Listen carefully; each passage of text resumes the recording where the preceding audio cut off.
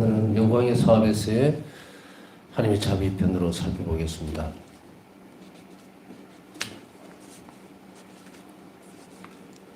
묵상하는 동안 주님께서는 나에게 천국의 기쁨과 성인들에 대한 지식을 주셨다. 이 기쁨이 모두에게 섭피어나는 것은 하나님의 얼굴에서부터이다. 왜냐하면 우리는 그분을 얼굴을 맞대고 보기 때문이다. 그분의 얼굴은 너무도 감미로워서 영혼은 새로운 황홀로 빠져든다. 이게 1592번. 영광의 사업에서의 하나님 자비, 하나님 영광을 대하는 거죠.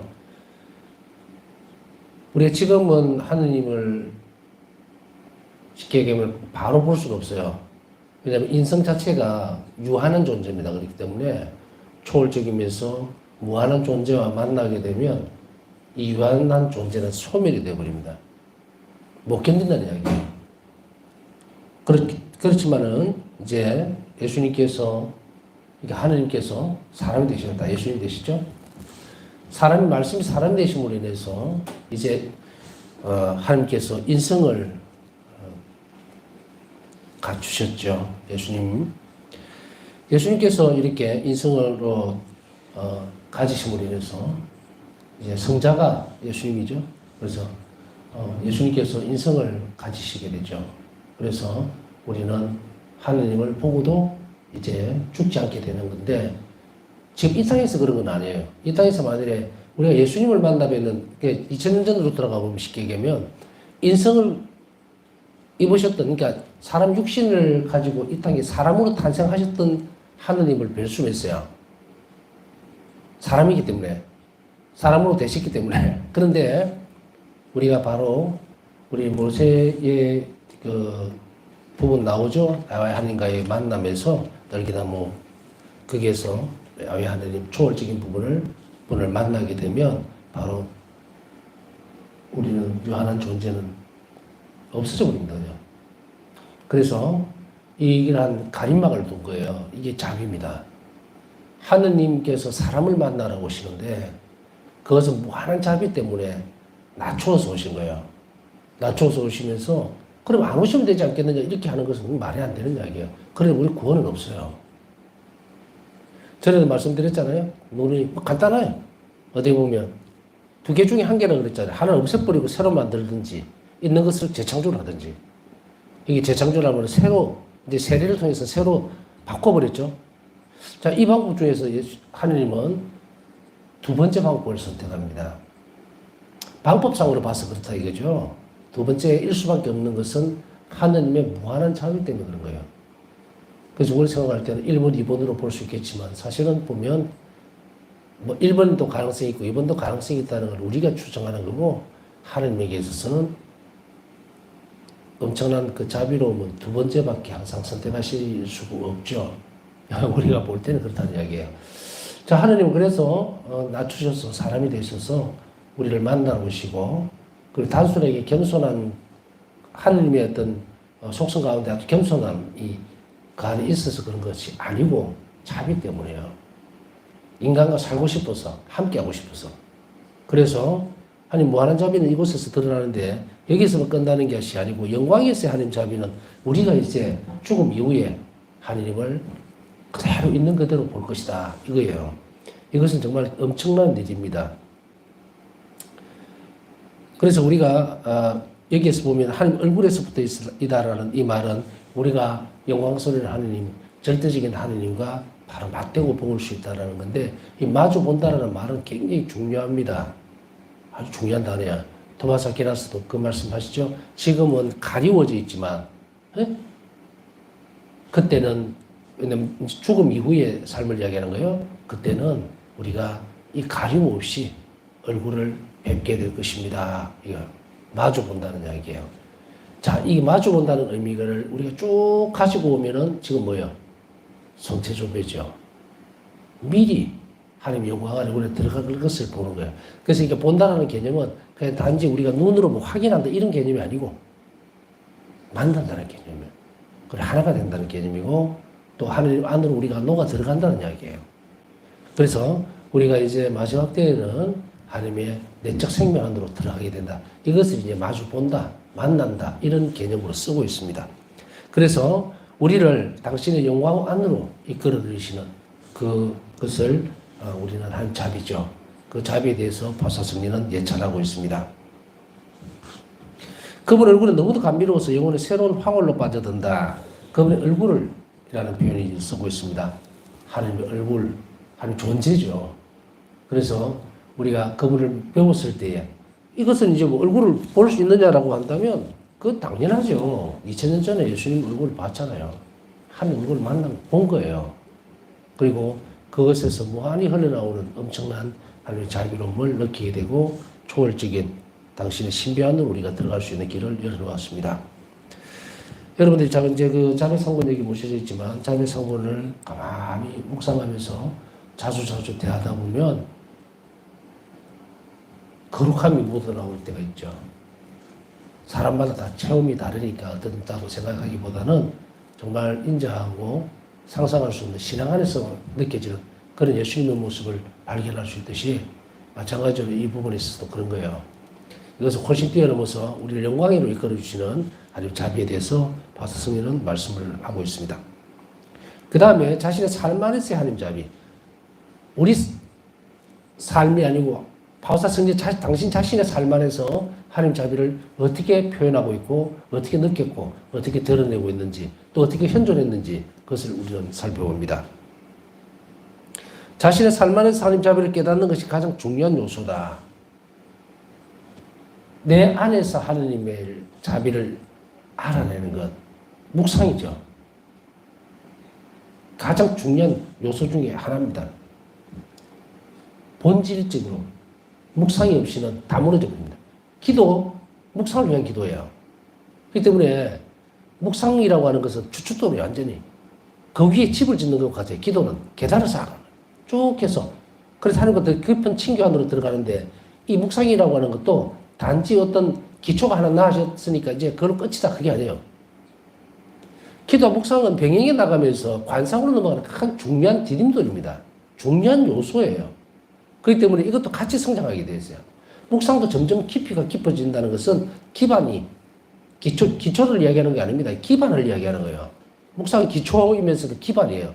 그러니까 기틀이 튼튼하게 계속 튼튼해져야 됩니다. 그래야만 기도가 층을 쌓아 올라가면서 그걸 견뎌낸다는 이야기예요. 건물로 치면 1층짜리 건물을 짓는 기초와 100층짜리 지을 때는 달라요. 그렇기 때문에 기도가 점진적으로 깊어진다는 것은 바로 이 묵상의 깊이도 같이 간다는 이야기예요. 그래서 이것 안에서, 묵상 안에서도 자신의 삶에서 하나님 자비를 깨닫는 것이 가장 중요해요. 내가 하나님의 자비를 내 삶 안에서 알지는 못하는데 어떻게?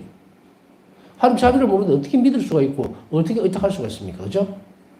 그렇기 때문에 자신의 삶 안에 깊숙하게 작용하고 있는 혹은 존재하는 하나님의 자비를 아는 것이 아주 중요한, 가장 중요한 요소입니다. 하나님 자비 신비는 추상적이거나 도달하지 못한 어떤 것이 아니라 인간 일상적인 삶 안에서 구체적인 모습들 위에 일어납니다. 바오사순녀는 자신의 삶의 구체적인 일들을 묵상하면서 자신의 전생애가 하나님의 자비 안에 잠겨 있음을 보았다. 인간의 일상적인 삶에서 구체적인 모습들이다. 그것을 우리는 삶을 살아가면서 하나하나 살펴본다는 이야기예요. 그것이 아주 중요한 요소입니다. 그렇다면 예를 들어서 우리는 하나님 자비를 이렇게 살펴볼 때 어떤 식으로 자꾸 밀려 들어가 버리냐면 현세적인 것들로 자꾸 밀려 들어가요. 근데 무슨 말이냐면은 나에게 기쁨을 줄 수 있거나 혹은 감동적이거나 혹은 어떤 부분들을 사유할 수 있는 그런 부분들에 대해서는 별로 그게 자비라고 생각을 안 해요. 자, 예를 들어서 여러분들이 물론 다는 아니라고 생각하진 않아요. 어떤 사람은 예민한 사람들은 그것이 하나님 자비라는 차원보다는 감사의 어떤 하나님 나에게 오늘 은총을 베풀어 주셨구나, 은혜를 베풀어 주셨구나, 그 정도에서 그쳐버리는 거예요. 그게 하나님의 자비라는 뚜렷한 것을 옮겨와야만 이것이 자비라는 것이 자란단 말이죠. 이게 더 느낀다는 이야기예요. 자비라는 것이 의탁의 태도와 자비의 태도가 자라야 되는데 이것을 아이고 오늘 하나님 감사합니다, 오늘 은혜를 베풀어 주셨네요, 이러면 끝이에요. 이것이 자비라는 이름으로 드러나줘야 돼요. 그래야만 주체적으로 이 내용이 바로 자비였구나 하는 것이 선언되어져야만 내 안에서 그게 자란다는 거예요. 없으면 그냥 실려 나가요. 그렇기 때문에 우리가 내 삶에 있어서 구체적으로 아까 말씀드렸지만 예를 들어서 어떤 일이 있었는데 우리 기도를 열심히 했어요. 몸이 안 좋은데 건강을 회복해 달라고 했는데 건강이 좋아졌어요. 그러면 자비를 입었구나 이거예요. 자, 물질적으로 힘들었는데 누군가가 어린이 와서 많이 도움을 줬어요. 하나님 자비를 나에게 베푸셨구나 라고 느끼죠.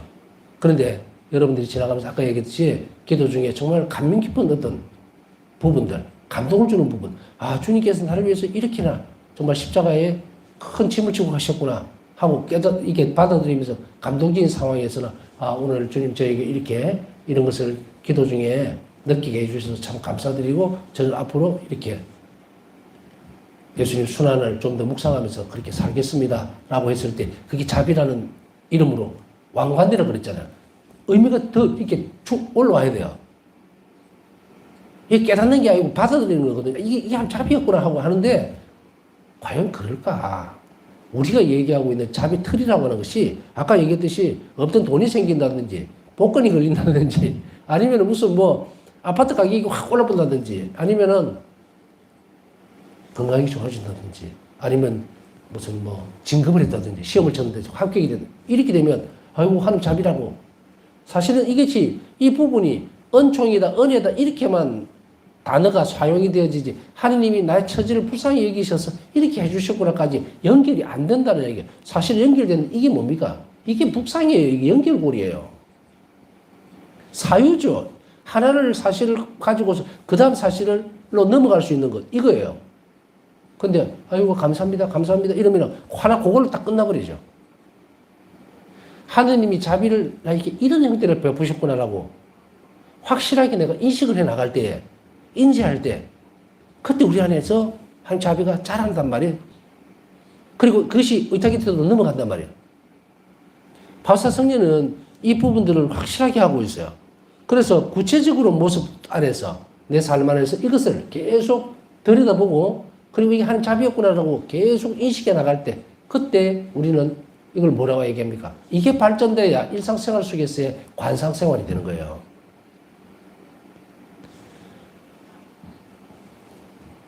앞전에도 말씀드렸지만 하느님이 내 삶에 있어서 그 출발을 확실하게 우리는 정해야 된다는 이야기예요. 내 삶이 지금까지 하느님의 이런 태도 없이 살았기 때문에 내가 신앙생활 30년 했든 50년 했든 상관없이 행복하지 못할 수도 있습니다. 그냥 믿은 거예요. 그래서 지금 봐보면은 참 안타깝기는 한데 우리나라에 솔직히 노년층들이 굉장히 많아졌잖아요. 교회 안에도 그렇고. 저도 이제 꼬물꼬물 변열로 들어가려고 이렇게 워밍업을 하는 중이 벌써 돼버렸는데 그런데 보십시오. 교회 안에서 나이가 들고 이렇게 그 연세가 드신 분들이 지금 뭘 하고 있는가? 사실은 저는 이런 생각을 해봐요. 교회 안에 노인들이 많다는 이야기는 이 노인들이 물론 제가 이야기하는 것은 가감해서 들으셔야 됩니다. 예를 들어서 하는 거기 때문에. 왜냐하면 폐지를 주러 하루 종일 고생하는 분들도 계시고 또 정말 하루 끼니를 걱정하는 분들도 계시고 여러 가지 상황들이 다 있겠지만 일반적인 예를 하나 드는 거예요. 제가 생각할 때는 노인들이 이제 어떻게 됩니까? 정규적인 직장 생활이라든지 이런 것에서 이제 나이가 있으니까 벗어났죠? 제가 이야기하는 것은 일반적이라는 얘기였습니다. 우선 노인 일자리 창출하는 가도 하루 종일 일 안 하잖아요. 몇 시간 정도 하지. 여하튼 이런 여러 가지 상황에도 불구하고 교회는 아직까지 가보면 제가 본당에 계속 가서 다 들여다본 것이 아니라서 확답을 못하겠지만 경험상 보면 교회가 젊어졌다고 해서 성당이 꽉 차는 거 아니에요. 그 기준을 어디에서 잡습니까? 미사 찾네? 아니 무슨 활동들? 제가 볼 때는 완전히 제가 본당 신부 때를 생각해 본다면 저는 그 기준을 안 잡습니다. 성체 앞에가 항상 바글거려야 돼요. 노인 인구가 노년층이 많아졌다는 것은 그만큼 시간적으로 여유가 생겼다는 것이고 시간적으로 여유가 생긴 그 신앙생활이 지금까지 이어져 왔다면 그 결실이 이제는 어디서 이루어져야 될까? 적어도 지금 따로 지속적인 성체 조배도 있고 하지만 그런 거 없이 성당 안에 항상 이러한 인구로 기도하는 부대로 차야 돼요. 이게 제 생각입니다.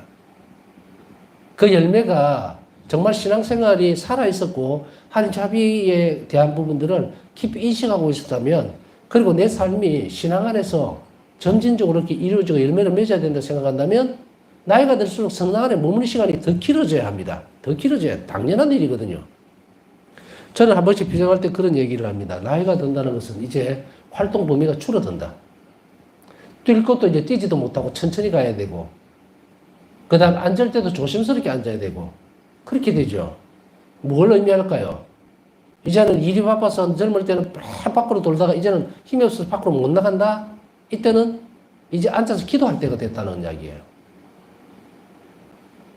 그렇다면 여기에서 제가 일반적인 이야기는 몸이 불편하셔서 성당에 못 오는 분들을 얘기하는 거 아니에요. 그러나 성당에 못 온다 하더라도 그분들이 자신의 집에서 할 수 있습니다. 이 시간을 잘 쓰라는 이야기예요.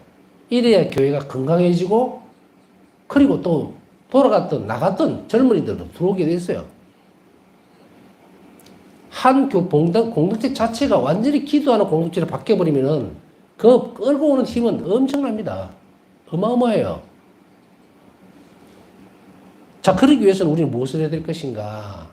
지금이라도 우리의 과거에 옛날에 어떤, 만약에 이 자비신심을 처음 이제 들어와서 배운다든지 이런 분들이 있다면 제가 말씀드린 내용을 분명하게 하고 넘어가야 돼요. 그렇지 않으면 내 삶 안에서 뒤죽박죽이 되어버린다고. 나는 하나님의 은총을, 자비를 입어보지도 않았는데 하나님이 자비롭다면 내 삶이 이렇게 했을까? 근데 그 중에서 하나님은 자비롭지 않습니다라고 얘기를 하는 것이 아니에요.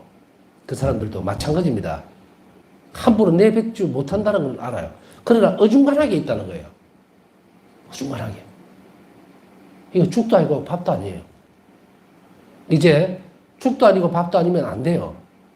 이제는 아까 이렇게 바울사 성녀를 따라가듯이 자신의 삶 안에서 어떻게 했는지 우리도 따라가야 돼요. 그렇게 함으로 인해서 내가 지금 이야기하고 있는 이 부분들이 이랬었구나 생각하는 것이, 혹은 내 강의 듣는 저 강의가 이랬구나. 이제는 내 사고를 내려놔야 돼요. 아까 얘기했듯이 돈이나 생기고 건강이나 좋아지고 진급하면은 한 자비를 입었다고 막 느끼고 그 이외의 일반적인 생활 속에서 한 번도 하나님 자비를 못 느낀다고 생각하면 못 따라갑니다. 자비신심 못 살아요. 자비신심을 살아낸다는 것은 그 작은 부분에 있어서조차도 한 자비를 체험하는 겁니다. 받아들이는 거예요. 그러니까 이렇게 교육을 하는 이유는 저런 것도 하나님 자비라고 내가 생각을 해야 되구나라고 하는 그 선으로 끌고 가는 거예요, 지금. 그래서 앞에서 창조에서의 하나님 자비, 그 다음에 일상생활 속에서, 그 다음에 이런 것들 다 연습하라 그랬잖아요. 그래서 어떤 때는 우리가 이야기를 할 때, 이거 어제 강의 들을 때, 어떤 사람 나에게 이렇게 작은 뭔가를 줬는데, 나에게 큰 도움이 됐단 말이에요. 그 작은 친절이, 저 사람 통해서 나에게 하나님 자비를 내가 입었구나, 라고 연결 지을 줄 알아야 돼요. 일상생활에서 연습해야 돼요. 계속. 그렇지 않으면은 그냥 추상적인 개념이나 그냥 사유로 끝나요. 그러면 100말 따라봤자 이 사람 안에서 자비 태도는 안 자랍니다. 그러니까 일상생활 속에서 바울사 성령에 대한 매력적인 부분들, 가장 저를 끌어들였던 부분은 뭐냐면, 이분을 따라가면 확실하겠구나. 왜? 너무도 일상적인 부분을 내가 할 수 있는 것들을 쫙 펴놨더라고요. 여러분들도 마찬가지 아니겠어요? 저거 나도 할 수 있는데 이렇게 되는 거예요. 그걸 따라가요. 바울사 성령을 통해서 예수님은 이렇게 가르쳐 준 거거든요. 너도 할 수 있어라는 거예요. 근데 그것을 우리가 어떻게 하나하나 실행해 나가는 따라서 그 영혼 안에 하나님이 점진적으로 이 자비 태도를 통해서 하나님과 내가 결합해지는 정도가 달라집니다. 영성생활은 내적 생활이라고 그랬죠. 내 영혼 안에 하나님과 사는 연습이에요. 삶을 살아가는 겁니다. 연습에서 그치는 게 실전이거든요. 그렇기 때문에 여러분들 안에 내면적인 상황을 잘 키워나가세요. 그러면 여러분들이 언젠가 내가 왜 이래 변했지? 살아있는 신앙이 되었구나라는 작은 어떤 부분들도 알아챌 수가 있어요. 그때는 이거는 그냥 이제 제대로 올라온 거예요. 이제 예수님과 더 많은 이야기들을, 더 많은 삶을 어떻게 나누고 공유할 것인가, 그 문제예요.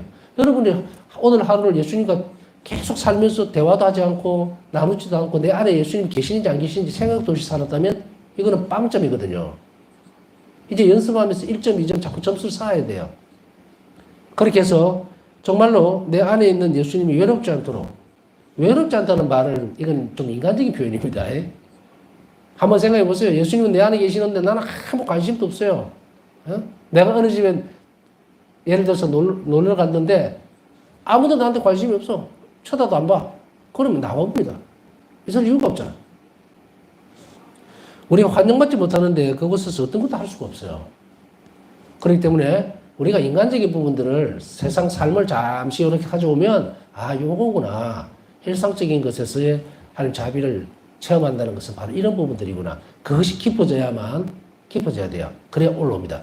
자꾸 이게 자비시심을 하면서 자꾸 높은 쪽을 쳐다보면 안 돼요. 오히려 하느님은 계속 밑으로 내릴 거거든. 그래서 작은 일들에 큰 가치를 두게 될 때, 그때 우리는 더 많은 일을 할 수 있거든. 사실은 뭐 하느님께서 하시고자 한다면 어떤 일들도 다 하실 수 있어요. 그러니까 내가 크게 만들 필요는 없다는 이야기예요. 내가 어마어마하게 큰 공로를 쌓아서 하느님이 나에게 더 큰 자비를 줄 그런 가능성은 제로입니다. 여기서 한 가지만 딱 더 말씀을 드리면 내 마음에 드는 것이 아니고 예수님 마음에 드는 것을 선택을 항상 하도록 노력하면 돼요.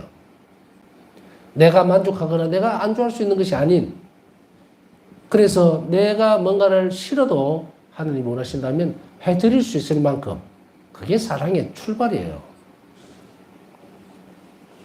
일기 855번에 보면요, 하나님 막대한 은총을 보면서 내 영혼은 떨렸다. 주님께 드리는 감사의 찬미가 내 영혼에서 터져나왔다. 찬미, 감사.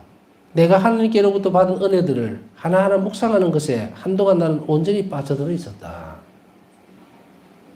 불행하다, 어떻다, 이게 아니고 내가 지금까지 삶을 살아오는 동안에 하나님이 얼마나 나에게 힘든 상황 속에서도 옆에 계셨는지에 대한 것, 그리고 그걸 통해서 은혜를 베푸셨는가에 대한 묵상들이 꼭 따라와야 됩니다.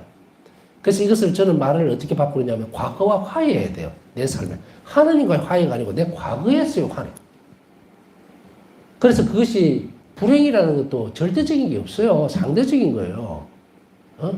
상대적이라는 말은, 절대적이라는 말은 영원성을 가져버려야 되는데, 내가 지금까지 평생을 살면서 한 번도 행복하다고 생각해 본 적이 없던 그 시간이 있다 하더라도 그건 상대적인 거예요. 근데 예수님 말에서 볼 때는 내가 정말 하나님을 외면하고 있는 그 시간에조차도 하나님은 한 번도 순환의 시간을 늦춘 적이 없어요. 나를 위해서. 그걸 지금 알게 된다면 살아왔던 시간들이 은혜로운 시간인 거예요. 자비로운 시간이었고. 만일에 우리가, 여러분들이 저도 그렇게 생각을 했어요. 내가 하나님이 자비롭다는 사실에 대해서 한 자비신심이 들어가면서 그때까지 이 모든 것들이 다 깎여나가는 거예요. 내가 몰랐었구나. 여러 가지 것들. 사제로 살면서 여러 가지 생각들을 할 때마다 항상 초기에는 그런 생각들이 많이 드는 거예요. 다른 신부님들을 보면 너무 행복해지 보여요. 행복해 보여. 나는 너무 힘든 것 같은데 다 그렇게 보이는 거예요. 그런데 그 시간이 지나고 어느 순간에 접어들고 이제 자비 예수님을 딱 만나는 순간에 이것이 눈 녹듯이 싹 없어졌느냐면 없어졌어요. 왜냐하면 내가 아프고 힘들 때에 예수님 묵묵하게 내 곁에 계셨던 유일한 분이라는 것을 딱 알게 해주는 거예요. 그랬을 때에 거기에서 나온 말이 그 말입니다. 예수님 쪽을 내가 보지 않았다는 거예요. 내가 어느 순간에 내가 죽을 만큼 힘들 때 예수님 옆에 있었느냐? 왜 내가 그렇게 힘들 때 주님이 제 곁에 있었습니까가 아니고 내가 가지를 않았다는 거예요. 내가.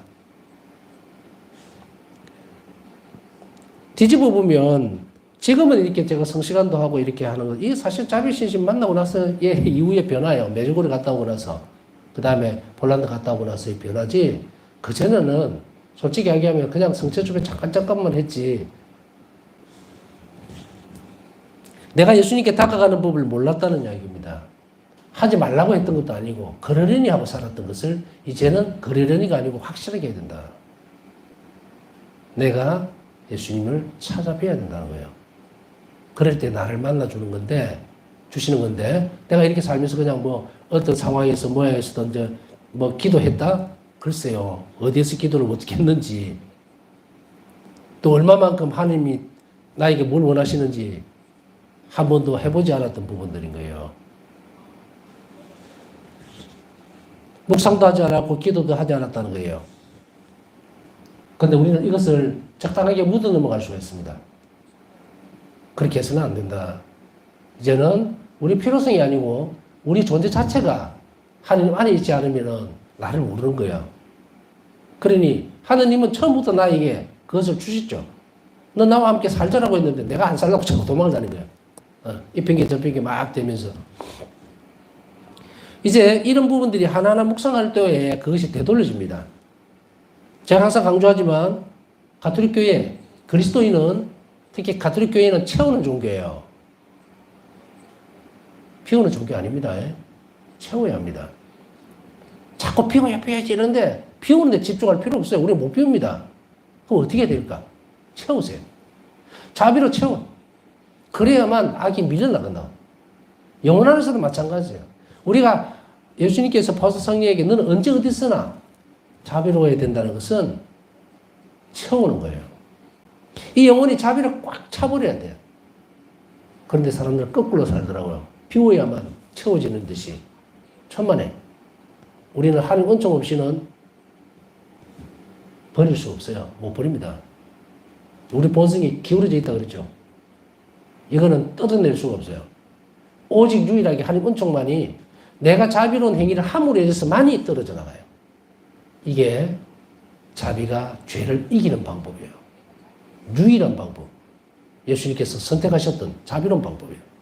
그렇기 때문에 이제 내가 뭐 악습이다 뭐다 이게 아니라 정말 내가 하나님에 대한 사랑이 커지면 그 사랑하는 대상이 싫어하는 걸 안 하게 돼 있어요. 안 하게 돼 있다고. 그리고 그렇게 가게 되면 은총도 엄청난 속도로 따라붙습니다. 그래서 끊어지는 거예요.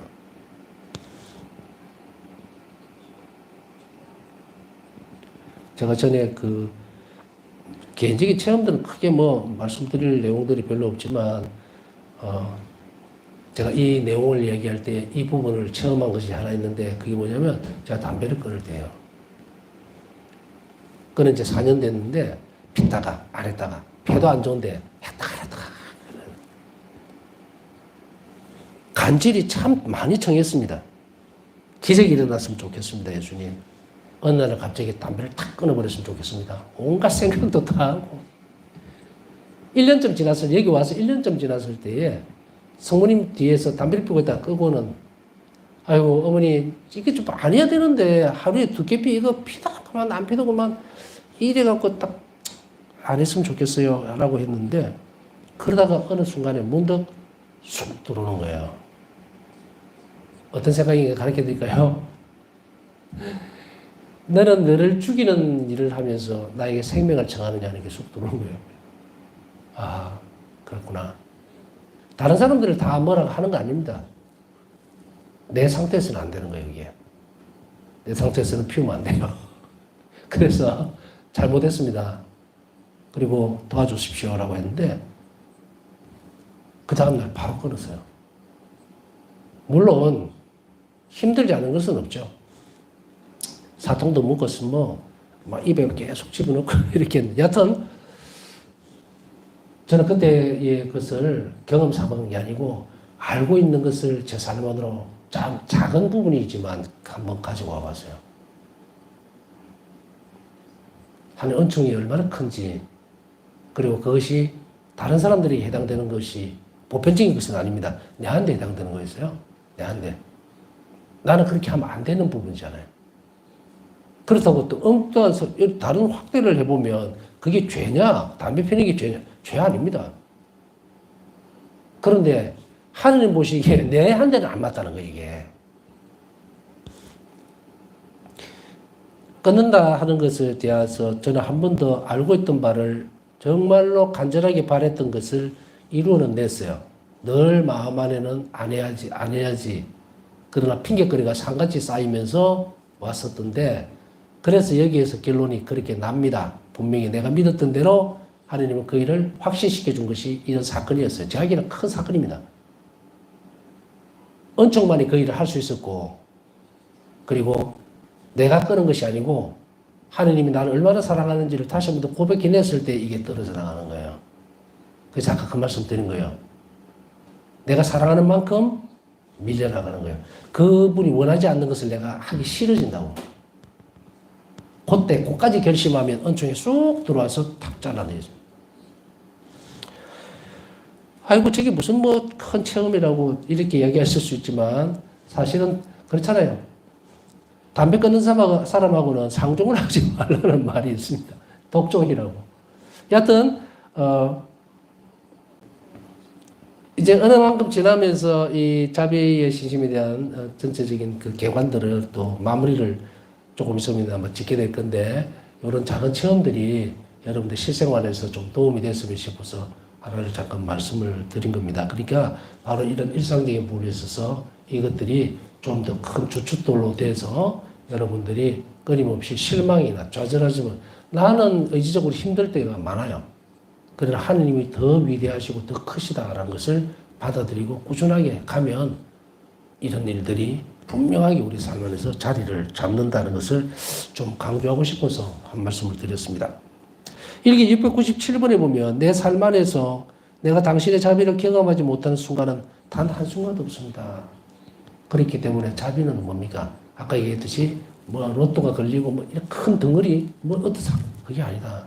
매 순간순간 자비를 우리는 경험할 수 있다 이 말이에요. 그 다음에 바우스타 순례는 이웃에 대한 사랑을 실천하는 길을 통해 하느님을 알아갔다. 이웃에 대한 사랑을 실천하는 것, 우리 의탁과 자비의 큰 기둥은 뭐냐면 바로 하느님을 완전하게 사랑하기 위한 방법이기 때문입니다. 그것이 바로 의탁과 자비예요. 그 외에는 방법이 없어요. 예수님은 이 길을 분명하게 합니다. 너희가 나를 사랑한다면 이렇게 해야 된다 라고 했을 때 그것이 바로 의탁과 자비. 그래서 이 부분을 신약으로 이렇게 가져오면 복음에서 뭐라고 합니까? 애주인, 하느님을 사랑하고 이웃을 사랑하는 것 딱 나오죠. 근데 하느님을 사랑하는 것이 이게 이제 바우스타 성령에게 예수님은 뭐라고 말씀하시냐면 이게 의탁인 거예요. 하나님께 대한 의탁. 하나님을 사랑한다면 의탁하라는 거거든요. 사람에게 해당되는 것이 아니에요. 사람과 사람 사이는 자비로운 관계예요. 의탁의 태도가 아니에요. 하느님하고 나하고는 자비로운 관계가 아니고 태도가 아니고 의탁의 태도로 맺어진 거예요. 그래서 우리가 옛날에 애주애인이라는 말 그것과 마찬가지로 내가 너희를 사랑하는 것 같이 너희도 서로 사랑해라는 것 바로 이것은 너희에게 서로가 자비로우라는 거예요. 내가 너희에게 한 듯이 그러니까 그것에 대한 반응이 뭐예요? 의탁이거든요. 의탁을 한다면 너희는 서로 자비로워야 한다. 그것을 얘기하고 있습니다. 그것이 완전한 사랑입니다. 그래서 바우스타 성령은 바로 이웃에 대한 사랑을 실천하는 길을 통해 하나님을 알아갔다는 말이 바로 이 부분입니다. 네, 남으신 묵상하면서 오늘도 기도 청하신 분들 있습니다.